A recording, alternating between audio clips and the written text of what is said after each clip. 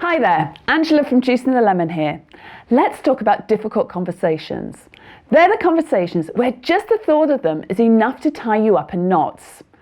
Whether it's a worry about how somebody is going to respond to you, a concern about whether you have a right to comment, or a potential clash of personalities, thinking about how we're going to tackle these conversations takes up a huge amount of headspace.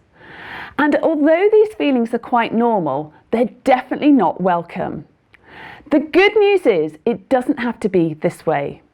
With the right framework, time and practice, you'll be able to navigate the most contentious conversations with ease, grace and confidence.